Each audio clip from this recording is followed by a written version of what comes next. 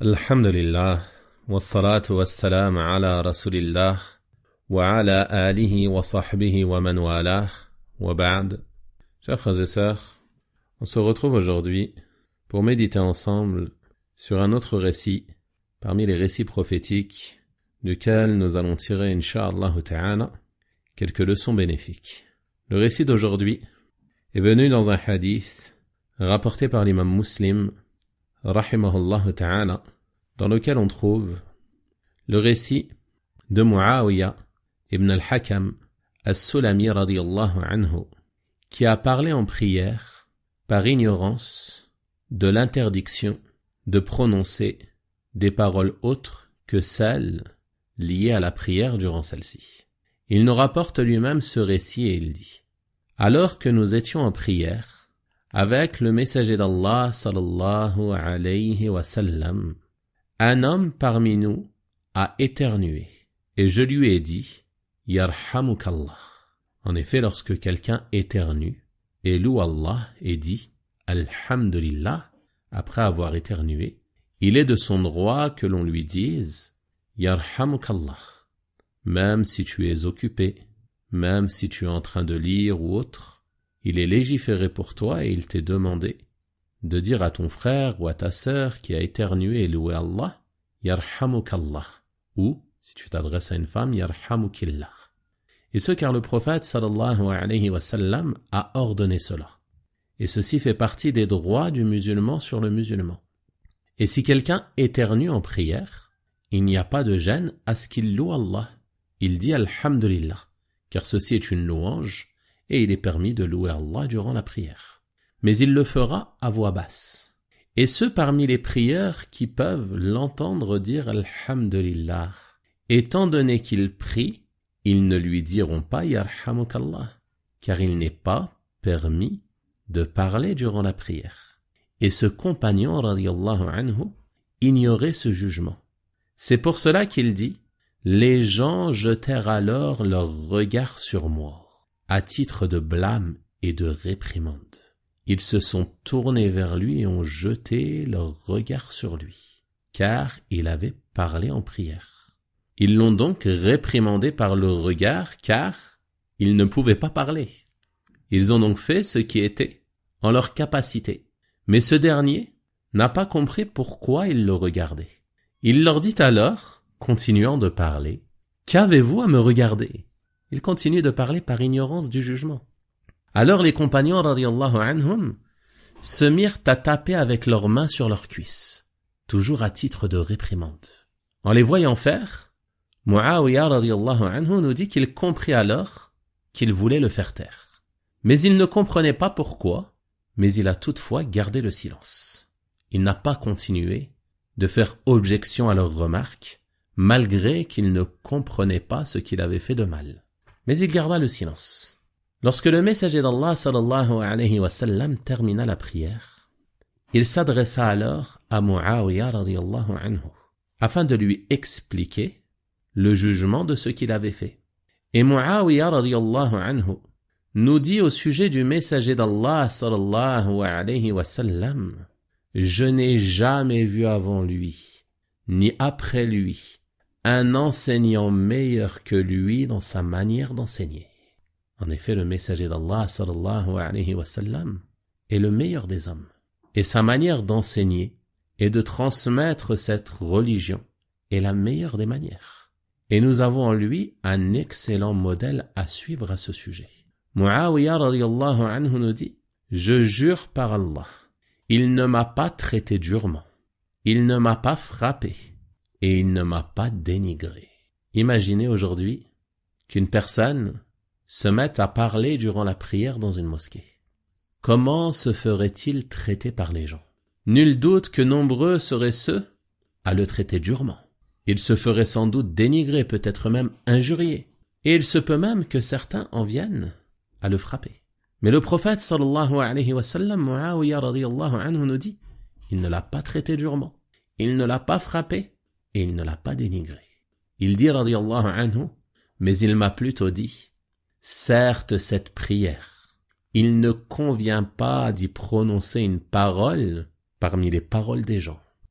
mais on n'y prononce que le tasbih, la proclamation de la pureté d'Allah, Subhana Rabbiyal Azim, Subhana Rabbiyal A'la, le takbir, la proclamation de la grandeur d'Allah, Allahu Akbar, takbir de sacralisation et les takbir de transition, lorsque tu changes de position, et la récitation du Coran. Telle fut la manière du prophète sallallahu alayhi wa sallam d'enseigner ce jugement d'une grande importance à ce noble compagnon Muawiyah radiyallahu anhu. Ensuite Muawiyah radiyallahu anhu de lui dire: Ô messager d'Allah, je viens tout juste de quitter la jahiliya, c'est-à-dire la période de l'ignorance avant l'islam. Muawiyah radiyallahu anhu était donc un nouveau musulman. Et Allah est venu à nous avec l'islam, cette religion qui les a fait sortir des ténèbres de la mécréance et du polythéisme à la lumière de la foi et du culte exclusif voué à Allah subhanahu wa ta'ala. Il dit radiyallahu anhu: et il y a encore parmi nous des hommes qui consultent les devins, des personnes qui prétendent connaître l'avenir, qui prétendent connaître des choses de l'imperceptible, les devins, les marabouts, les sorciers ou autre chose semblable. Le prophète sallallahu alayhi wa sallam lui dit alors: ne les consulte pas. Il lui interdit clairement de se rendre auprès d'eux, car ceci fait partie des choses les plus graves qui puissent être commises par le musulman. Ensuite il lui dit: et il y en a parmi nous qui croient aux augures. Le prophète sallallahu alayhi wa sallam lui dit alors: ceci est une chose qu'ils ressentent en eux, mais que cela ne les empêche pas d'accomplir ce qu'ils avaient l'intention de faire.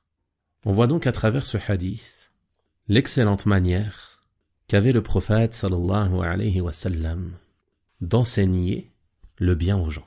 Le prophète sallallahu alayhi wa sallam était doux.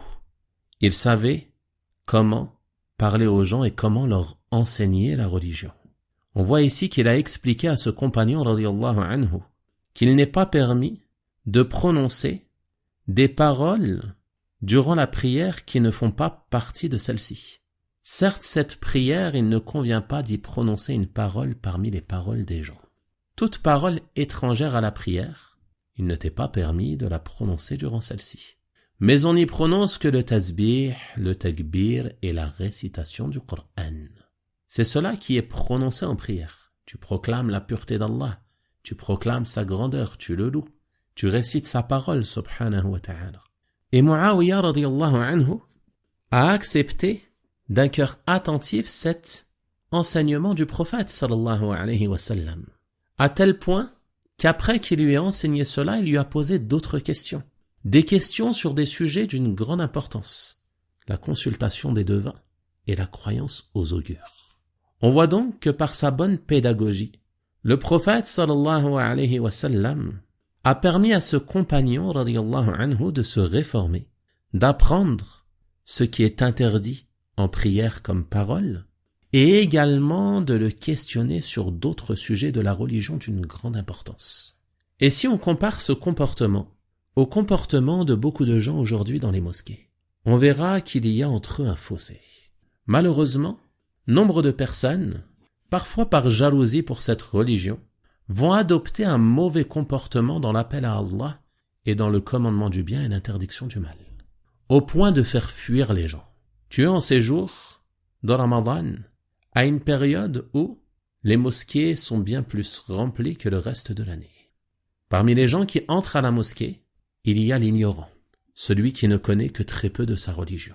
Il y a parmi eux le débutant, le nouveau musulman ou celui qui commence tout juste à emprunter la voie de la droiture. Il y a parmi eux des gens qui entrent peut-être pour la première fois dans une mosquée.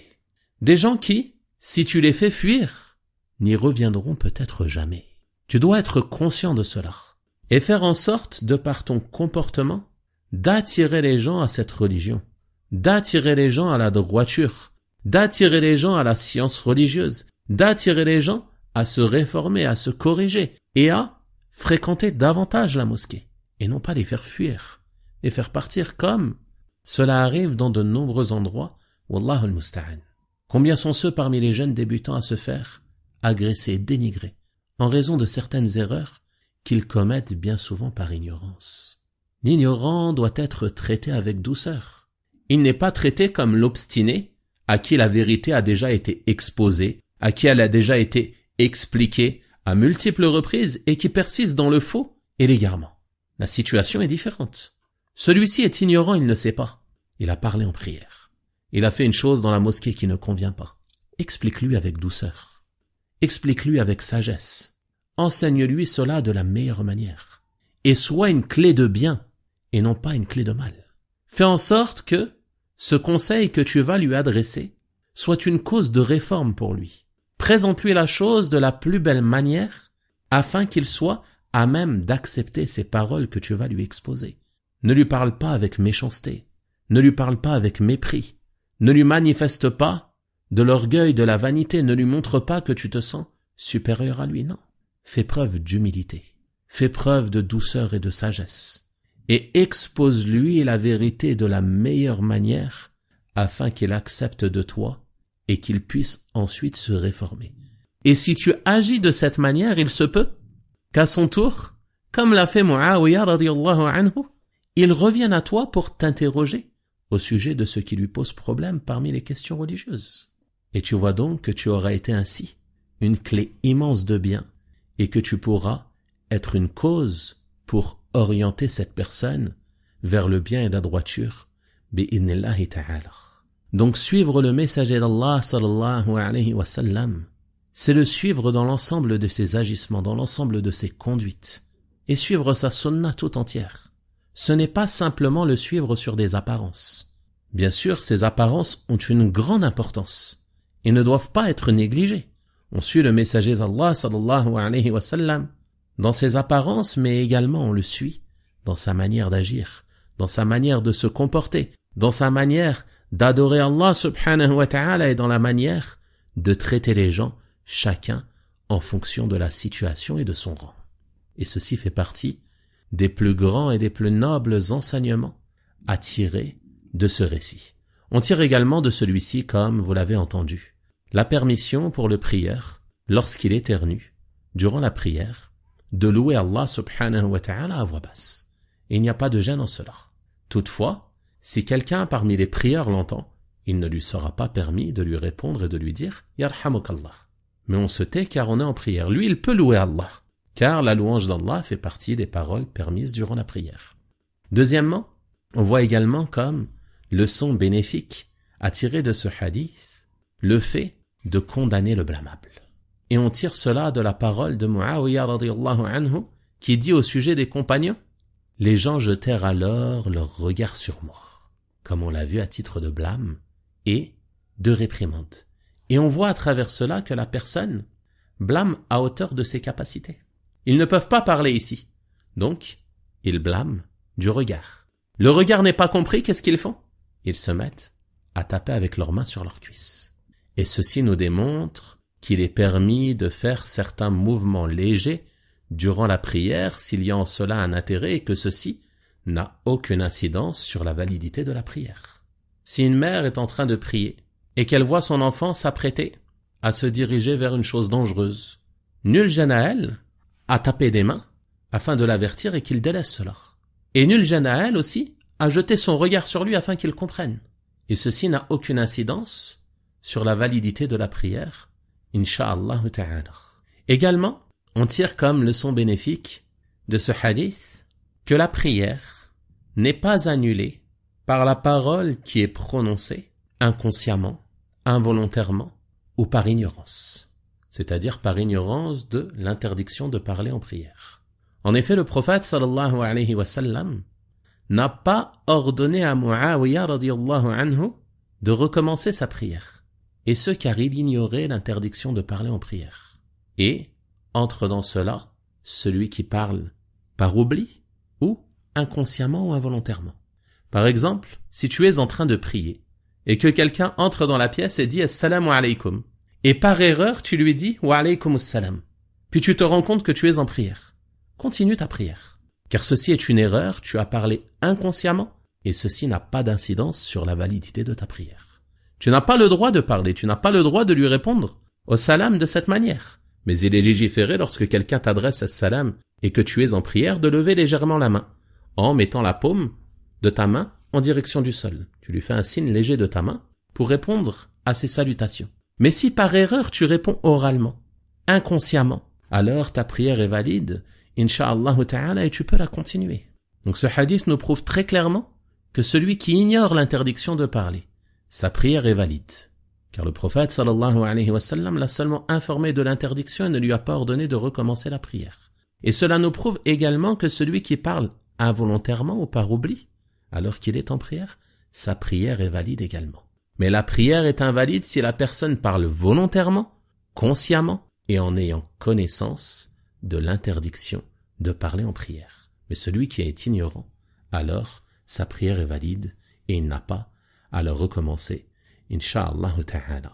Enfin, pour conclure, je réinsiste sur ce bénéfice immense qui est la bonne pédagogie du prophète sallallahu alayhi wa sallam et sa douceur à l'égard de l'ignorant, comme l'a mentionné Muawiyah radiyallahu anhu. Le prophète sallallahu alayhi wa sallam ne l'a pas traité durement, il ne l'a pas frappé et il ne l'a pas dénigré. Et nous avons certes, dans le messager d'Allah sallallahu alayhi wa sallam, un excellent modèle à suivre et nul doute que cette manière d'enseigner cette pédagogie est plus à même de faire accepter la vérité à la personne à qui on s'adresse. Ceci était donc quelques leçons bénéfiques que l'on peut tirer de ce récit prophétique et je demande à Allah subhanahu wa ta'ala de nous aider à en tirer profit et à suivre le messager d'Allah sallallahu alayhi wa sallam de la meilleure manière dans l'ensemble des domaines de notre religion.